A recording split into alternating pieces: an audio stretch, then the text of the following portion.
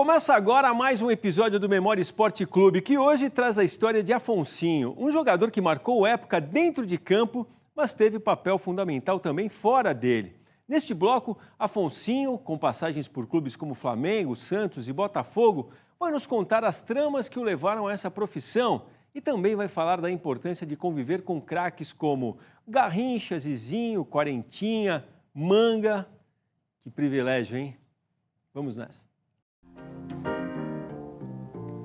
Prezado Afonso, amiguinho, eu continuo aqui mesmo. Afonso Celso dos Reis talvez já tenha perdido a conta de quantas vezes se despediu de seu pai para ir jogar futebol. Desta vez, o jogo tem uma ligação muito estreita com o passado de lutas do ex-craque Afonsinho.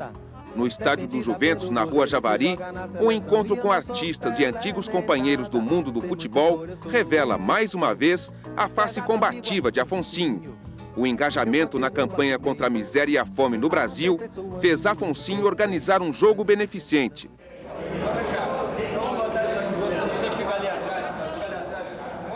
Nem a barba e os cabelos grisalhos distanciam Afonsinho de sua velha companheira. O estilo de conduzir a bola junto a seus pés ainda é o mesmo. Cabeça erguida, olhar atento, o passe sempre certeiro. Em campo, Afonsinho certamente está se lembrando dos seus tempos de infância, quando começou a tomar gosto pelo futebol na cidade de Marília. Quando é que você começou a alimentar esse sonho de ser um grande jogador de futebol? Eu acho que isso é próprio de toda criança, ainda mais aqui no Brasil, né? E eu também menino de interior, quer dizer, assim, a bola é um fascínio, depois ela, né, vai ser uma bola de vôlei, de basquete e tal, mas dentro do Brasil, principalmente de futebol, a impressão que eu tenho assim da minha vida, a imagem que eu tenho de como eu faço a minha vida é isso, que eu descobri uma bola e saí chutando essa bola pelo mundo, e foi assim que eu fiz a minha vida. É isso, realmente, embora seja uma imagem, é uma coisa de verdade. É isso, o que eu fiz na vida foi sair chutando uma bola. Você se lembra dos primeiros chutes? Bom, aí já em Marília, onde eu passei a minha infância, a gente morava em rua que não era calçada e tal, e estava sempre jogando bola no quintal de casa, na rua em frente, e depois 5 horas, quando a garotada saía da escola, né, grupo escolar, Tomás Antônio Gonzaga, toda tarde tinha uma bolinha pingando na esquina e tal. E foi sempre do mais simples até eu vir a me tornar um jogador de futebol profissional. Quer dizer, da esquina nós passamos a jogar na Fazenda Cascata, que era logo atrás da Santa Casa, onde a cidade acabava e começava a área rural. Uhum. Então a gente começou a juntar a garotada de uma rua, de uma esquina, com o outro ali para ir jogar no carreiro de café, né? Aí já era jogo, mas ainda era no carreiro de café. Então, a partir daí você vai junto, né? Time de bairro, aí eu já me mudei para Jaú e aí passei a conviver com outro grupo de garotos e tal, ligado a um desses clubes de comunidade, que era o Náutico. Nós tínhamos um Náutico da Várzea lá e nós tínhamos um infantil Náutico. E depois daí fui para o Amador, do 15 de Jaú, e joguei 2 campeonatos da segunda divisão, sem ser profissional, né? Com essa condição que o Amador tem. Depois fui para o Rio.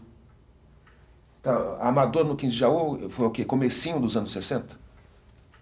Eu me lembro muito bem do comentário do Adãozinho, que foi o primeiro grande mestre que eu tive. Eu ficava pegando bola lá nos treinos do 15 de Jaú, e era a Copa do Chile, 62. Eu me lembro quando entrou o Amarildo, que o Amarildo fez o gol da Espanha, o pessoal estava treinando no campo do 15, então com o rádio ligado. E aí, quando o Amarildo foi, eu me lembro do carinho, até paternal, fraternal também do comentário do Adãozinho. Vou dizer assim, é isso, ele falava meio anasalado, é isso, tem que botar o garoto. Assim, isso, o garoto, ele vibrou, ele lá um jogador que tinha pertencido à seleção brasileira, um jogador extraordinário, um mestre, ele vibrando como uma coisa dele, assim, aquilo é uma coisa maravilhosa, de solidariedade. Brasil está vazio na tarde de domingo, né? Olha o sambão, aqui é o país do futebol. Se não me engano, foi em 59 que o Zizinho, ou no final de 58, uma coisa, saiu de do São Paulo, e foi jogar num time de Marília. Foi Marília, eu vi o Zizinho. Você lá. viu, é? Vi, às vezes eu falo isso com ele. Vi o Zizinho. Eu tinha me mudado, acho que naquele ano foi a primeira vez que eu fui a Marília para passar férias. Porque minha família tinha se mudado de Marília para Jaú, mas as minhas amizades de infância, o Pedro, meu primo, que eu jogava bola o tempo todo com ele, na casa da família dele, lá o tio Pedro, o tio Agostinho. Eu fui lá para passar férias e aí ia lá para o campo de futebol, para o estádio. E estava lá aquele pessoal, o Zizinho, me lembro bem de ter visto o Zizinho. Foi uma passagem rápida e tal, foi uma coisa sem uma importância maior na carreira dele, mas muito importante para mim, assim, já conhecer. E a última delas agora, o Chinesinho. Foi uma coisa emocionante mesmo, porque eu me lembro claramente da jogada do Chinesinho, um jogador finíssimo, de alta técnica, e as coisas que a gente procurava imitar, as matadas de joelho. E tive essa alegria, que eu agradeço até ao Trajano de ter proporcionado, de ter conhecido pessoalmente o Chinesinho. Como é que vai, amigo, há quanto tempo? Desde aqueles tempos, o jovem Afonsinho havia descoberto a união que sempre existiu entre o futebol e a música. Naquela época, essas duas expressões da cultura popular tinham um cenário ideal, o Rio de Janeiro. Já fui para o Rio muito por isso. Quer dizer, essa identificação é uma coisa permanente, né? Do jogador, da música, das manifestações de arte de uma maneira geral. Quer dizer, o esporte, o futebol é um tema constante dos artistas e tal. Existe essa identificação. E eu sempre fui muito ligado à música popular, sempre gostei demais disso, né? O Rio de Janeiro continua lindo. O Rio de Janeiro continua sendo. Voltando ao início da sua carreira no Botafogo, Afonso, no seu primeiro ano você foi vice-campeão carioca juvenil. Juvenil, Era você e quem nesse time? Bom, o Cal, no segundo ano, o goleiro era o Cal, que depois foi meu companheiro profissional também. O Moreira, que depois subiu também e participou de uma grande fase do Botafogo. O Chiquinho. Meus companheiros de meio campo eram o Adilson, lá de Campos. Quando eu cheguei, eu tive uma coisa marcante na minha vida também, que o clube viajava, né, no começo de ano, excursões pelo exterior e tal, e tinha uns 4 jogadores que não estavam. O Manga, que estava recuperando uma lesão, o Garrincha, o Quarentinha, basicamente eram esses aí que ficavam na hora do treino do juvenil, um horário parecido e tal, eles se apresentavam ao clube para se exercitar e tal, um bate-bola ali, ficavam batendo bola no Manga e tal. Eu fiquei impressionadíssimo, uma coisa que marcou minha cabeça, os bate-bolas ali do Garrincha, do Quarentinha, mais uns 3 ou 4 assim, o Manga no gol, né? O chute do Quarentinha, uma coisa que eu tenho nítida na minha memória, assim, batia a bola, batia no muro lá atrás, num colégio de freira, bum, parecia uma guerra, o cara tinha um canhão, e era o Quarentinha. E o Garrincha, que eu fiquei conhecendo aí, e eles participavam do coletivo. Treinei algumas vezes e tal, fiz uma amizade que é para sempre, que eu guardo com carinho, é um dos trunfos da minha vida, ter conhecido, ter me tornado amigo do Garrincha. E... O que te pareceu o Garrincha como pessoa? é uma coisa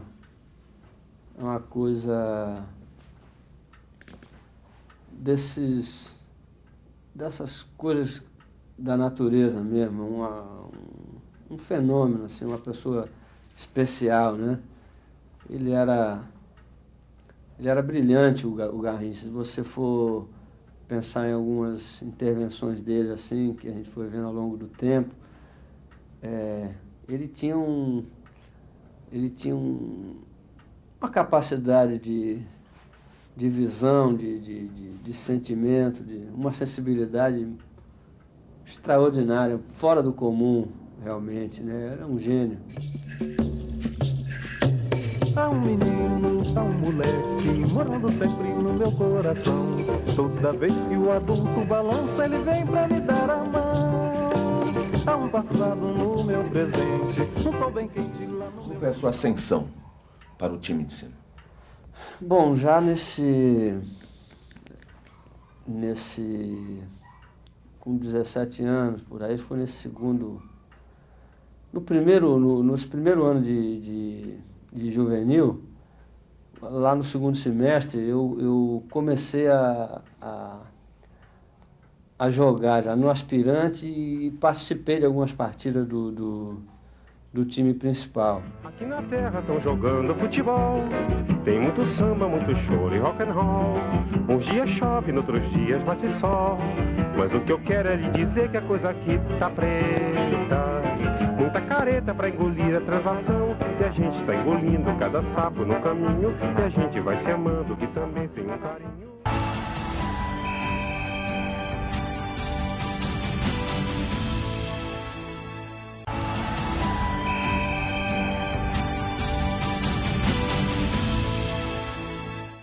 Estamos de volta com o Memória Esporte Clube. Agora que já conhecemos o início e parte da carreira de Afonsinho, vamos entender o que fez dele uma figura tão importante para o futebol brasileiro.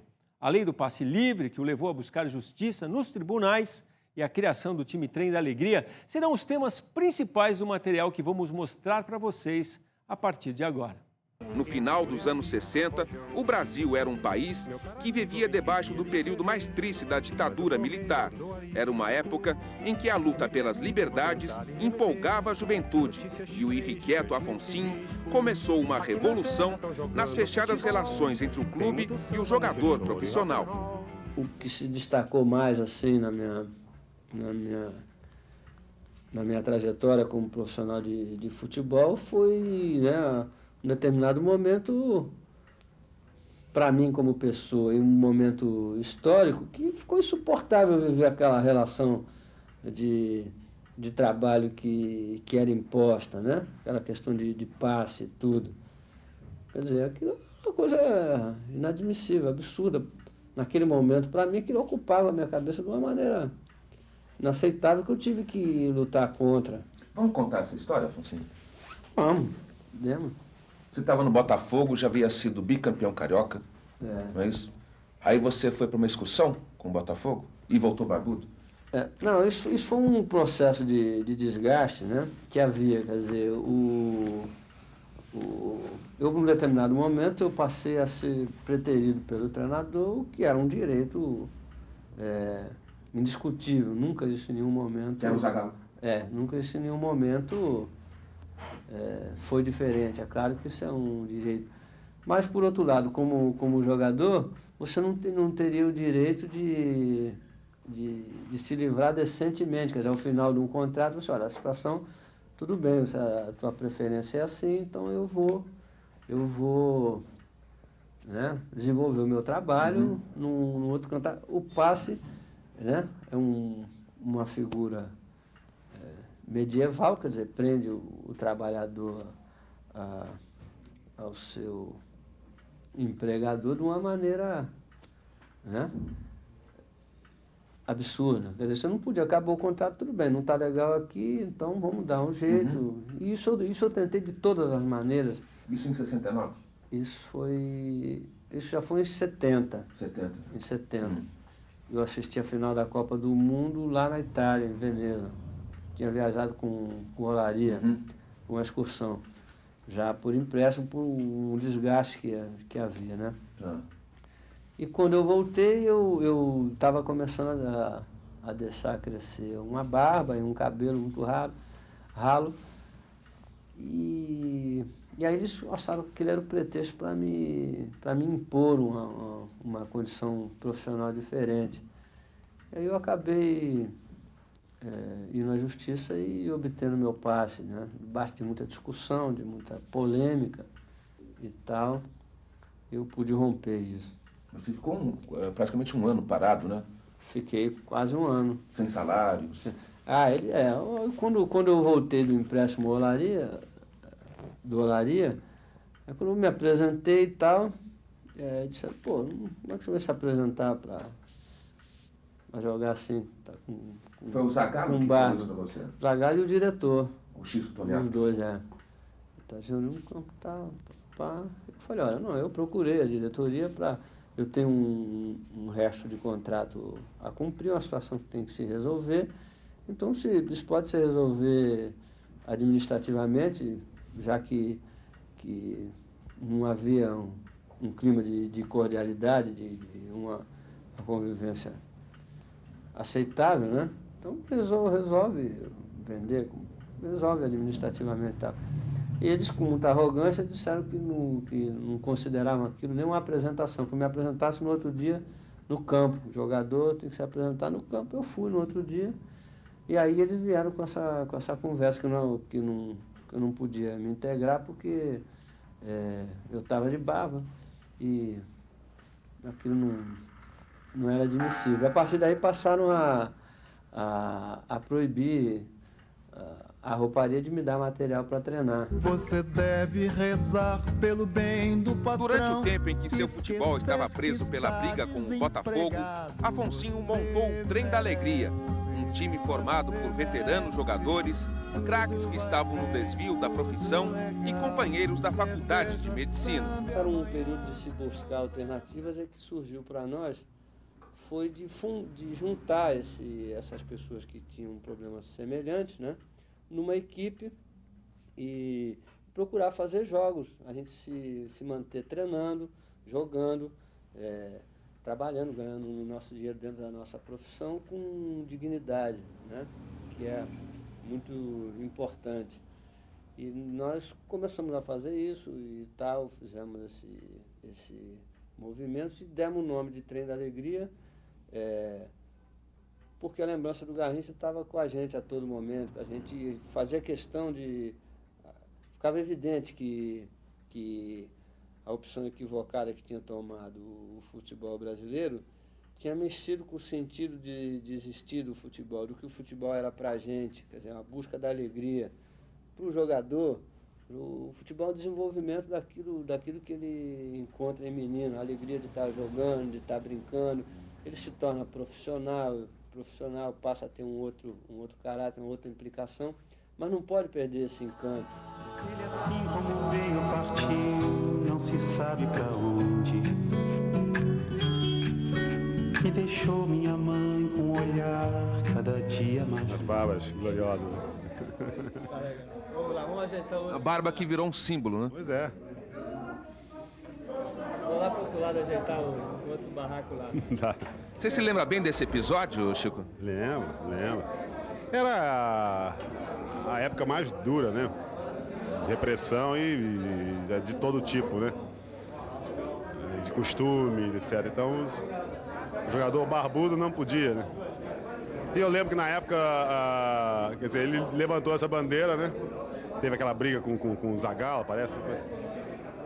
Mas em seguida, alguns jogadores começaram a copiar o estilo do Afonsinho, usar barba. Houve uma reação na classe, né? Eu lembro de um jogador chamado Miguel, o pessoal do Olaria. que resolveu enfrentar, né? Assumir a barba. Hoje parece uma besteira, né? Parece brincadeira, mas era sério. O feito era barrado porque usava barba. Ou o cabelo mais comprido, 70 e poucos, né? Quer dizer, num certo momento, o Afonso foi uma luz no fim do túnel para essa categoria de jogadores. Pois é. Foi importantíssimo, a batalha dele foi importantíssima. Liberdade.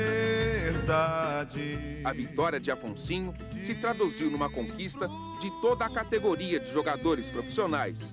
Mas ser dono do próprio passe fez dele um homem marcado. Depois que você conseguiu o passe livre, você jogou no Laria, no Vasco, no Santos, no Flamengo, você foi discriminado pelos clubes? Pelo fato de ter conseguido um passe livre, ter sido o primeiro?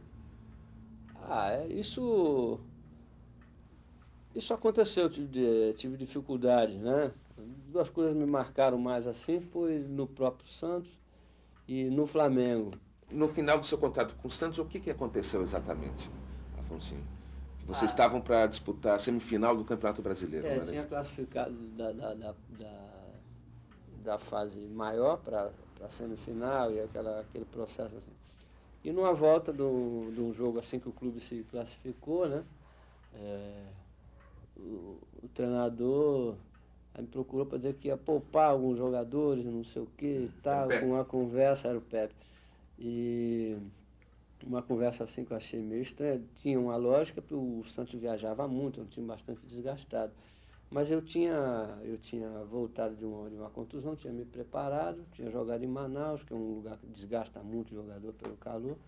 No dia seguinte tinha me recuperado bem e tal, estava numa boa, interessava até uma sequência maior e tal. E argumentei até com ele que seria interessante, então, que ele começasse a poupar por algum outro, para eu ganhar mais algumas partidas e mais à frente e tal, uma coisa assim. E quando eu cheguei na véspera do outro jogo, o meu nome não estava na pedra. Quer dizer, tinha sido afastado. Um interesse direto do clube, em questão financeira, era que eu não tivesse muito valorizado no final do meu contrato. Porque senão isso ia criar um problema para ele renovar o contrato, né? Essa questão me trouxe dificuldade em relação ao Santos e ao Flamengo. Eu fui contratado pelo Flamengo, né? E aí acabou o ano e tal, o meu interesse, inclusive, maior seria no ano seguinte, porque o Flamengo tinha um trabalho de renovação já pronto, preparado, que ele ia fazer. Aquele time anterior, que tinha sido campeão no ano anterior, inclusive, realmente estava esgotado, eles teriam que fazer uma renovação. Ele já tinha um grupo lá, que era o próprio Zico, que tinha começado já a entrar nas partidas e tudo. Era o grande e saudoso Geraldo. Sim. E parece que o Rondinelli. Tinha um grupo já que eles tinham formado, que eles iam promover. O meu interesse era de fazer parte desse grupo, que eu sabia que o trabalho ia crescer, ia ser uma época boa do Flamengo, seria importante para mim. Mas na virada do ano, quando entrou o ano seguinte, eles também forçaram uma barra claramente de me afastar, né? E com um contrato em vigor ainda e tal. Houve isso também. Quem era o técnico do Flamengo? É um desses caras que ficam sempre num clube só, que acabam se apegando, né? E não é uma postura legal, nem profissional. Era o Jobert. Sim. Um antigo jogador, né? Jogador, que sempre ficou ali, aquele negócio amarrado com direção. E é uma coisa ruim que acontece também em clube. E aconteceu com ele. Depois daquela fase do Botafogo, você chegou a trabalhar com o Zagallo novamente? Quando eu fui pro Flamengo, a discussão da possibilidade de eu ser ou não ser contratado, além de questão financeira, de problema de contrato, era que eu tinha saído do Botafogo brigado com o Zagallo, e o treinador do Flamengo era o Zagallo, né? Então, como será que ia ser possível e tal. Mas eu pelo menos coloquei, como sempre tinha colocado, em termos profissionais, não em termos pessoais. E ele fez as concessões dele também lá e eu acabei indo jogar no Flamengo. Flamengo joga amanhã, eu vou pra lá. Vai haver mais um baile no Maracanã. O mais querido tem Rubens, Tequinha e Pavão. Eu já recebi. Depois do Flamengo, Afonsinho voltou para Jaú, onde por pouco tempo jogou no 15 de novembro. Seguindo os caminhos da bola, ele passou ainda pelo América Mineiro e pelo Madureira.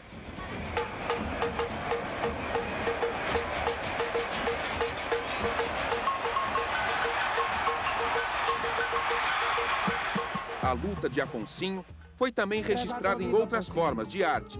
A rebeldia do craque está na letra da música Meio de Campo, de Gilberto Gil.